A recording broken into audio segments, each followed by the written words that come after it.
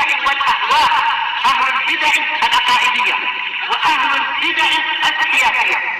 نقول بيننا وبينكم السلف، بيننا وبينكم الكتب، كان فيقول البدع بيننا وبينكم.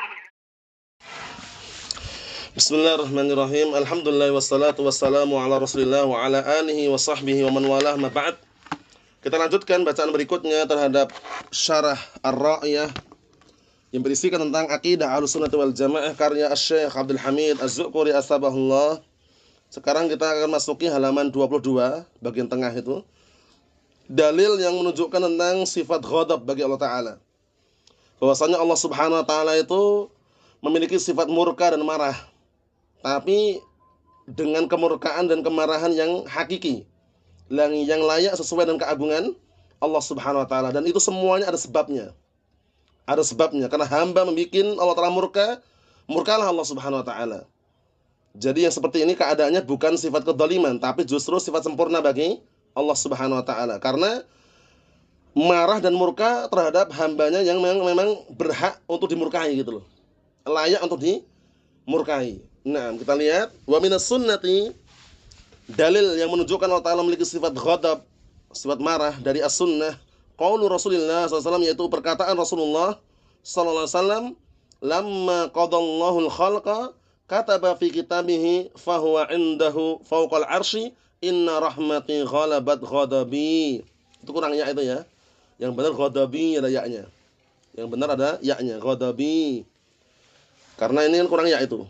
Nah, yang benar ada ya-nya, ghalabat ghadabi gitu. Sambung ya-nya itu. Artinya hadis ini muttafaqun alaih dari Abi Hurairah radhiyallahu anhu. Artinya Rasulullah SAW bersabda, tatkala Allah Subhanahu wa Ta'ala sudah menetapkan makhluk-makhluknya, sudah menulis semuanya, menciptakan semuanya, kata fi kitabih, kemudian Allah Ta'ala menulis di kitabnya Lauhul Mahfuz, fahuwa indahu fawqal arsy, yang mana kitab tersebut berada di sisinya di atas arsy, inna rahmati ghalabat ghadabi. Jadi tambahkan ya situ ya. Artinya sesungguhnya rahmatku, kasih sayangku itu mengalahkan kemurkaanku.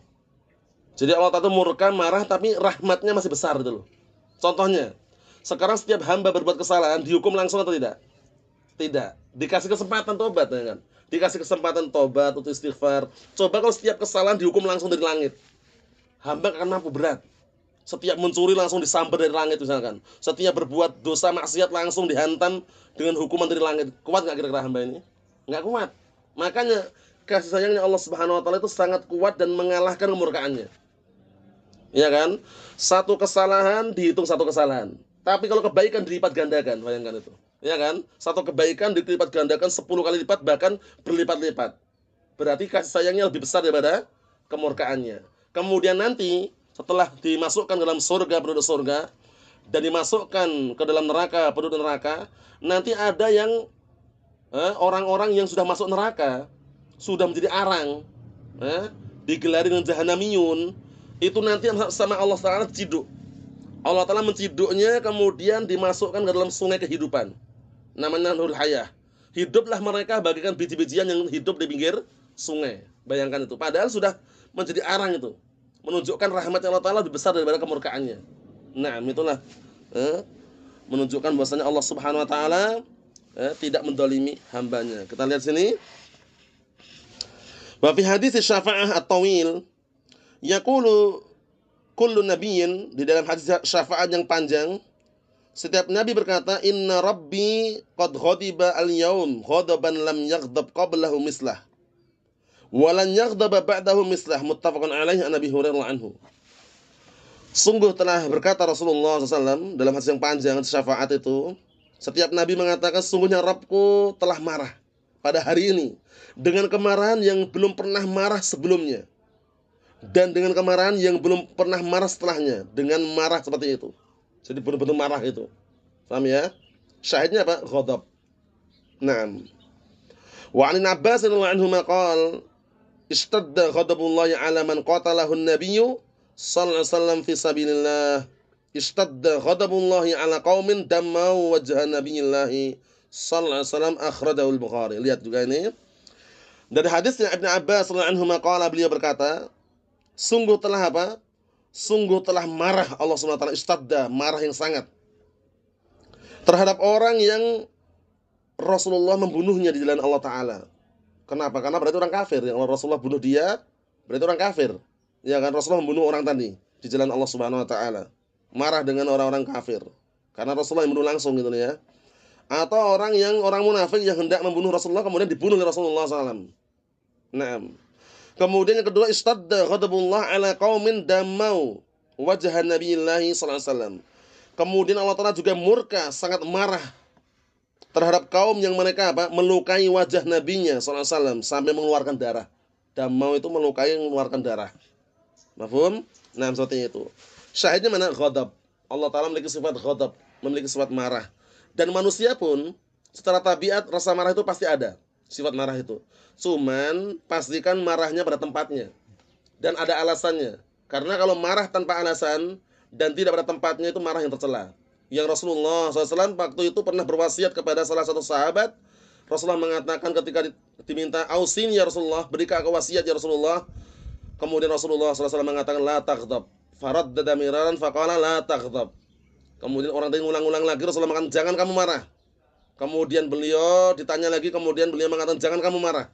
Maksudnya marah yang tanpa sebab dan marah yang berlebihan. Ada marah karena ada sebabnya, marah dengan kebatilan, marah dengan kemaksiatan, marah dengan kemungkaran, marah dengan kebid'ahan itu justru bentuk cemburunya dia terhadap agama Islam ini. Mafhum? Nah, itu maksudnya. Kita lihat di sini. Wa ijma'u ahli sunnah qa'imun ala isbati sifatil ghadab lillahi azza wa jal. Dan kesepakatan ahli sunnah wal jamaah berdiri tegak atas menetapkan sifat ghadab untuk Allah Subhanahu wa taala. Wa qala Allah azza wa jal falamma asafuna intaqamna minhum fa aghraqnahum ajma'in. Lihat, mereka dulu bikin ulah, bikin marah, Allah Taala baru menghukum mereka. Kita lihat, falamma asafuna ay aghdabuna. Tatkala mereka bikin aku marah, bikin kami marah kata Allah Taala, kami pun menghukum mereka dan kami tenggelamkan mereka semuanya. Paham ya? Allah Taala tenggelamkan mereka semuanya. Wal ma'na falamma aghdabuna, itu maknanya. Falamma aghdabuna intaqamna minhum. Tatkala mereka membuat kami marah, kami menghukum mereka. Fafarraqa bainas sifah wa lazimuha. Maka terbedakan antara sifat dan kelazimannya. Cara ngartikannya gitu.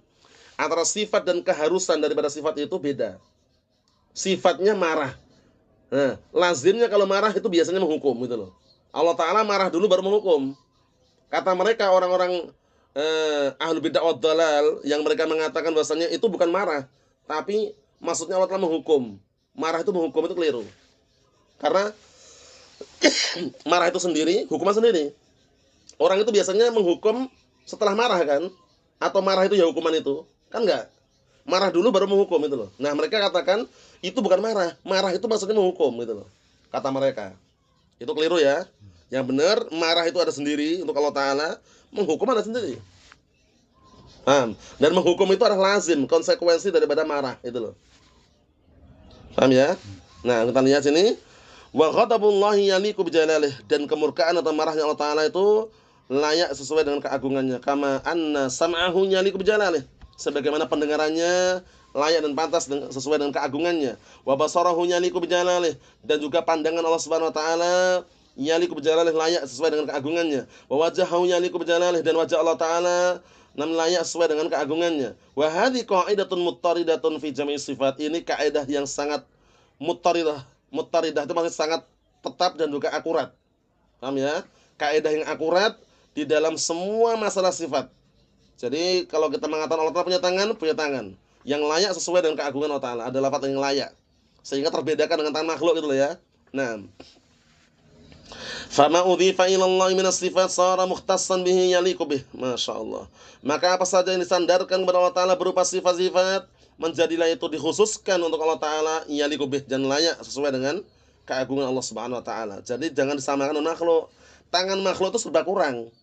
Sedangkan tangan Allah Subhanahu wa taala itu sesuai dengan keagungannya, sesuai dengan kemuliaan Allah Ta'ala, dan tidak ada samanya dengan makhluknya, kecuali dalam hal apa kemarin, nama saja.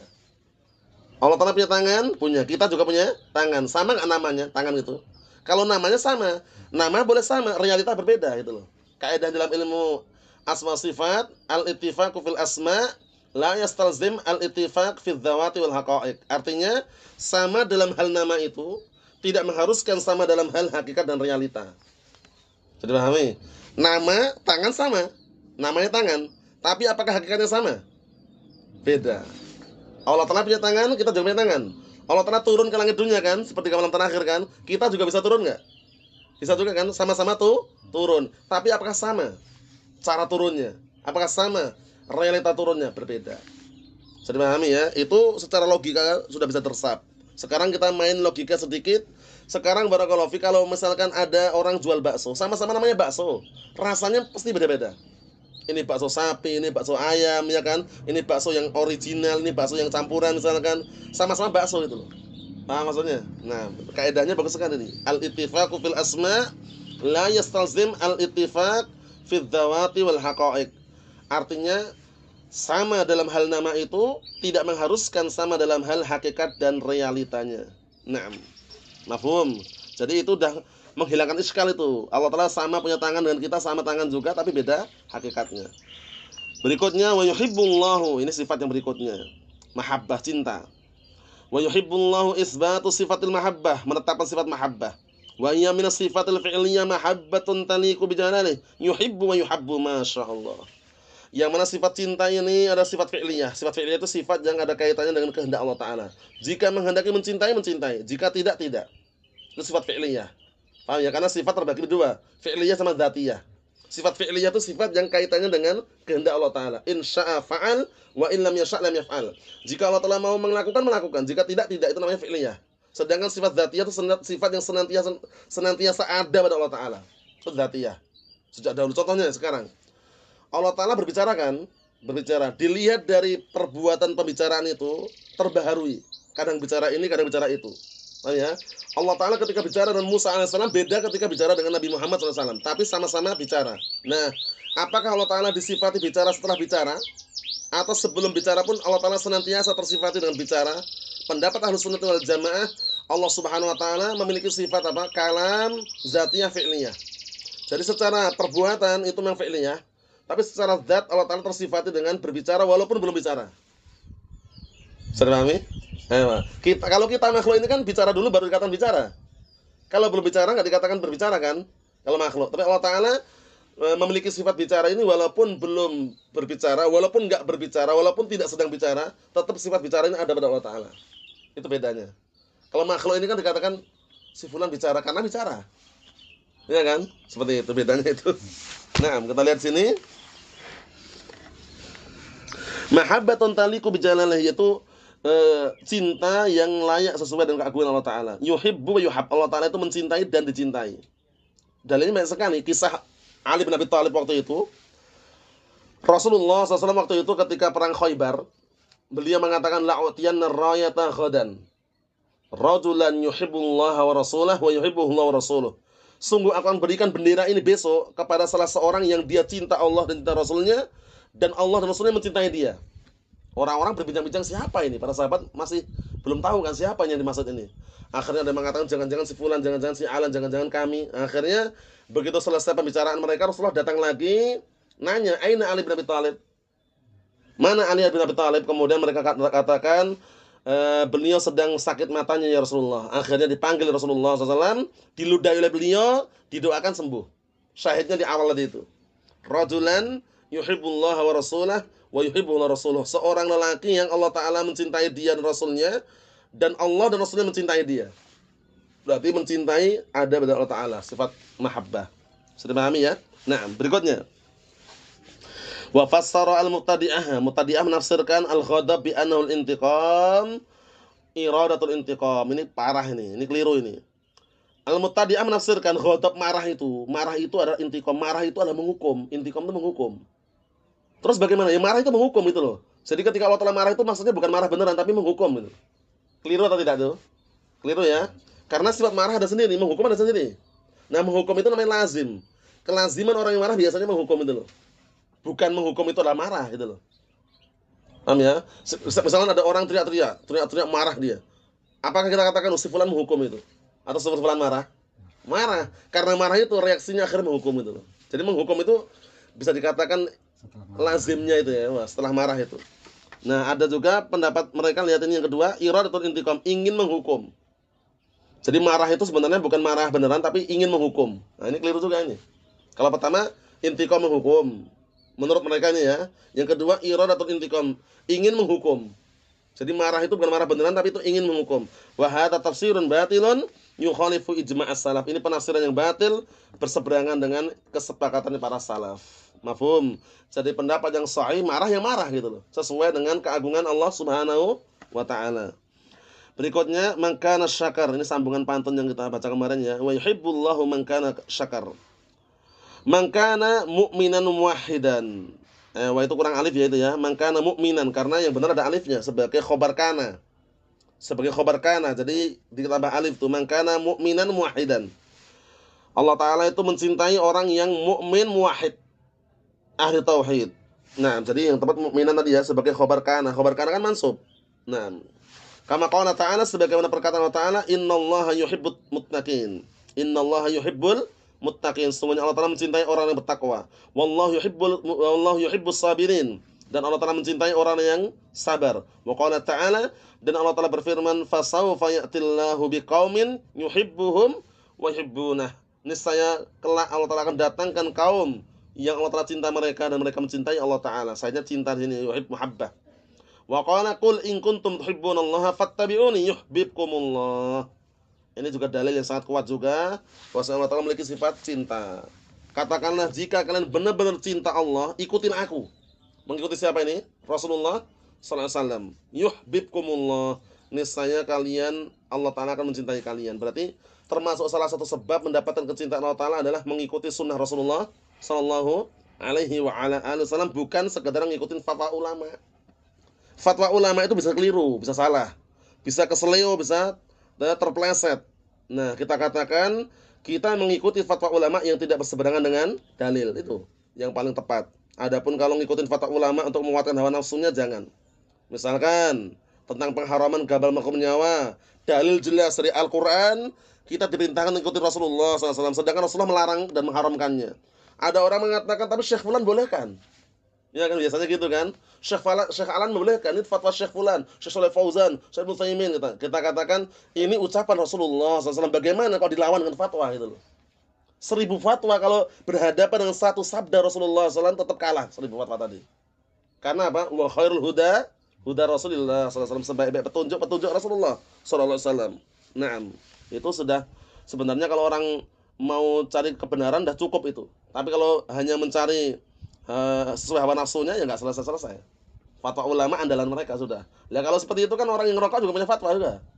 Rokok haram fatwa Syekh Fulan boleh kan kok. Cuman makruh aja. Kalau agama dibangun di atas fatwa loh ya. Nah, sehingga Ahlus Sunnah wal Jamaah ketika mengambil fatwa para ulama, ngecek dulu ada enggak dalilnya, berseberangan dengan Al-Qur'an Sunnah atau tidak. Bukan semata-mata fatwa. Itulah Ahlus Sunnah wal Jamaah. Kita lihat sini. Wa minas sunnah innallaha yuhibbul 'abdat taqi al-ghani al-khafi. Masyaallah.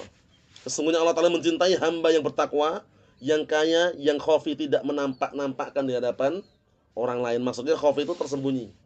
Ya, tidak pamer itu, tidak sombong. Ya, sudah bertakwa, ghani, kaya, tercukupi, khafi. Ya, tidak menampilkan sombong dan songkak di hadapan orang lain. Mafhum? Nah, syahidnya mana? Yuhibbu. Akhrajahu Muslim an Sa'ad bin Abi Waqqas radhiyallahu anhu. Wa an Mu'adz radhiyallahu anhu. Qala Rasulullah SAW wajabat mahabbati lil muhtahabbina fiyya wal mutajalisina fiyya wal mutazawirina fiyya wal mutabadilina fiyya. Akhrajahu Ahmad. Masyaallah.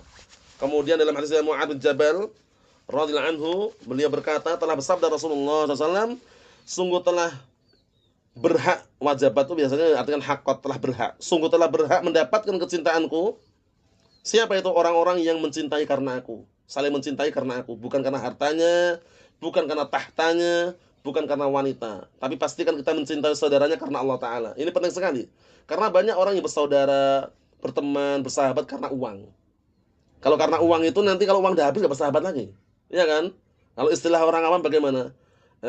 Ada uang abang disayang, tak ada uang abang ditendang. Allah musta'an. Istilah itu ma'ruf ya. Jadi kesimpulannya, janganlah bersahabat itu karena uang, jangan. Karena kalau bersahabat karena uang itu nanti milih-milih gitu loh. Milih-milih, wah kalau muhsinin didekatin, ya kan? Orang hizbiyun gitu. Muhsin dekatin, kemudian dimuliakan, orang-orang miskin ditampakkan. Allah musta'an, nggak boleh masuk, nggak boleh masuk pondok karena nggak bisa bayar uang SPP. Allah musta'an. Yang kaya-kaya bisa masuk. Terus bagaimana yang tidak kaya? Bagaimana yang tidak mampu kan itu? Mereka berpikirnya fulus karena Allah musta'an. Naam. Yang kedua, wal mutajanisina fiyya, dan orang yang duduk-duduk karenaku. Duduknya bukan karena dunia tapi karena Allah Subhanahu wa taala. Kajian ilmu, ta'lim, majelis ilmu itu karena Allah taala kan. Wal mutazawirina fiyya, dan orang-orang yang berziarah karenaku. Ziarahnya bukan karena harta, bukan karena jabatan, tapi benar-benar karena Allah taala. Cinta karena Allah, benci karena Allah. Al-hubbu fillah wal bughdhu fillah min awthaq ural iman. Cinta karena Allah dan benci karena Allah termasuk tali ikatan keimanan yang paling kuat. Jadi pastikan kalau kita bersaudara, benci dan cinta karena Allah taala, bukan karena hartanya. Wal mutabadzilina fiyya, dan orang-orang yang meluangkan dan mencurahkan hartanya di jalanku. Mutabadzilin itu orang yang mencurahkan hartanya, mengeluarkan hartanya, menginfakkan di jalan Allah taala, itu termasuk mendapatkan kecintaan Allah Subhanahu wa taala. Mutabadzilin, karena dikatakan mutabadzil itu badlul wus'i. Jadi dia mengupayakan usaha kerasnya. Karena berat sekali orang untuk mengeluarkan hartanya sedekah itu kalau dia nggak terdorong dengan keimanan itu. Dipahami ya? Itu namanya mutabadzilin nafiyya. Jadi orang-orang yang mengeluarkan hartanya, menginfakkan di jalanku. Nah, akhrajahu Ahmad. Wa ijma'u ahlussunnati qa'imun 'ala isbati sifatil mahabbah lillah azza wa jalla 'ala ma yaliqu bi jalalih. Dan kesepakatan ahlussunnati wal jamaah tegak di atas menetapkan sifat mahabbah bagi Allah taala yang sesuai dengan keagungan Allah Subhanahu wa taala. Yang terakhir, wa fassara al-mubtadi'ah sifatul mahabbah bi anna al-ihsan au iradatul ihsan, sama dengan yang di atas tadi. Mubtadi'ah menafsirkan bahwasanya cinta itu adalah ihsan, berbuat baik.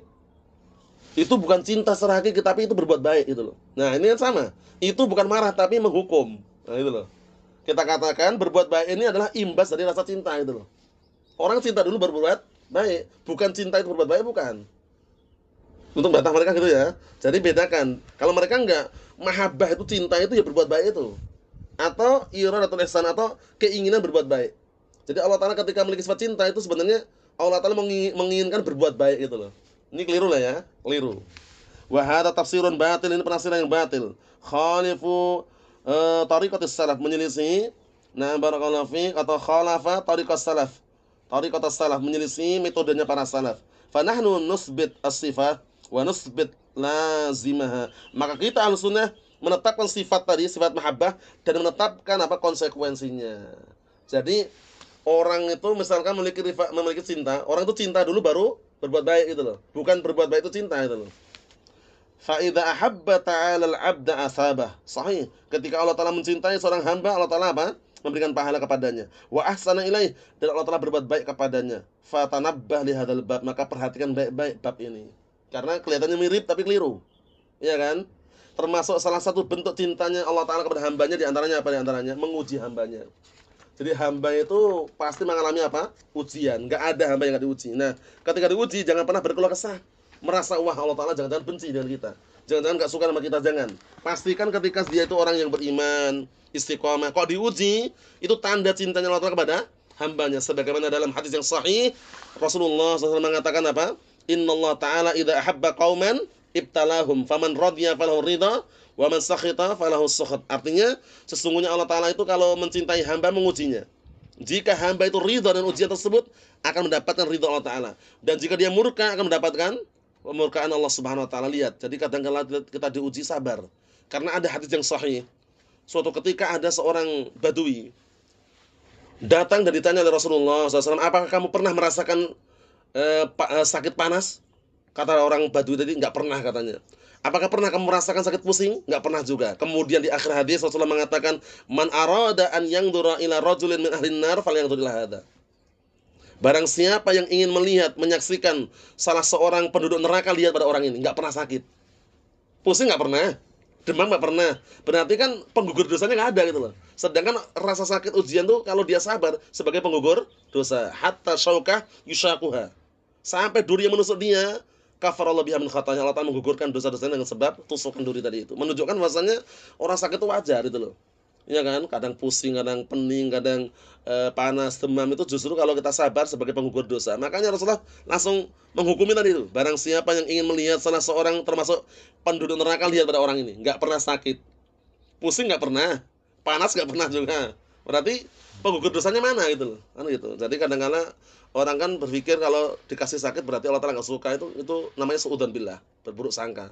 Pastikan ketika kita diuji dengan sakit, itu pastikan karena Allah Taala itu cinta itu menguji hambanya. Lulus nggak dengan ujian ini diuji ini. Kalau dia ridho, pasrah, berdoa, dapat keridhaan. Kalau dia berputus asa, keluh kesah, kemudian nggak terima, mendapatkan kemurkaan Allah Taala. Itu aja. Wallahu a'lam bishawab. Nasallahu as-salamata wal afiyah. Alhamdulillah.